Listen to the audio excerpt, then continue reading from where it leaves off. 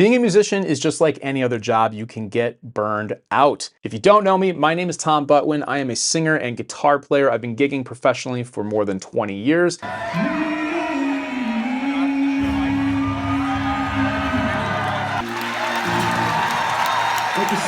And these are 5 ways to combat burnout as a musician. Now, number 5 is kind of controversial, so make sure you stick around for it. Number 1 is getting rid of gigs that are just simply not worth it. I'm specifically talking about gigs that require a ton of prep, learning a bunch of music, and you're only going to do it one time. Now, granted, sometimes it is worth it because the paycheck for that gig makes it worthwhile. Or maybe the gig is really fun or it's a great opportunity in a great venue. I get it. But if you find yourself every week doing this where you're learning a bunch of music that you probably don't like and then you're never performing it again for a very mediocre paycheck, eliminate those gigs to the best of your ability and you will prevent yourself some real heartache and burnout. Number 2 is obvious, but it needs to be said. Plan time off. Rest. It is so easy to just not ever take time off, particularly when you're a gigging musician.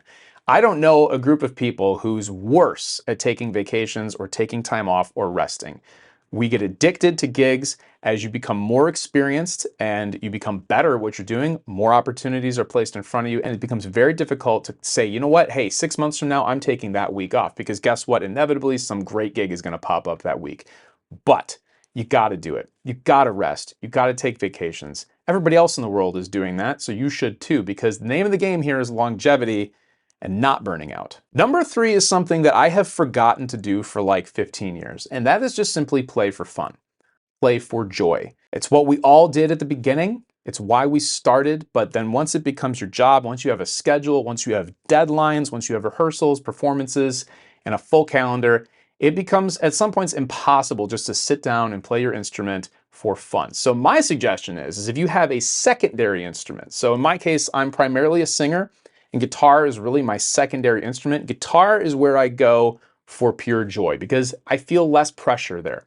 No one's hiring me to be a session guitar player. They are hiring me to be a session vocalist, but they're not hiring me to be a session guitar player. So I don't feel a ton of pressure when I pick up my guitar. I just play for fun. Now, it took me a long time to get back to doing that, but once I did, the joy of playing music came back, which is the whole reason we all started doing this to begin with. Number 4 is possibly controversial, but it's not going to be as controversial as number 5, and that is to increase your rate and be more selective as far as the gigs that you decide to take. Yes, there are risks to this. You can raise your prices and you might lose a gig. You can raise your prices and they might just straight up tell you no. That is possible. But my guess is that you probably haven't revisited what you're worth in a long time.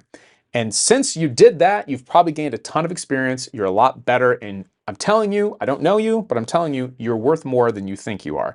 So revisit those rates. And if you're not comfortable doing with gigs that you already have, that's fine. I totally get that because it could be bad business and maybe it just doesn't make sense. But when it comes to new clients, new gigs, new venues, ask for more money. It'll make it more worth your while, and be more selective. Don't be afraid to say no. Now, number 5, this is the most controversial one, and that is get another job. Plain and simple, take some of the pressure off so you don't feel like you have to say yes to every gig that comes your way.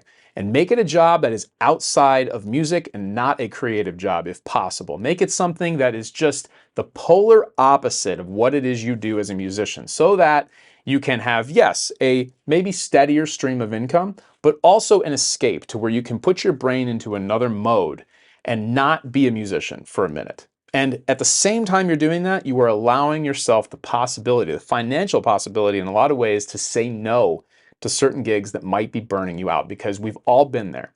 You feel like you have to say yes to something even though you really, really don't want to do the gig.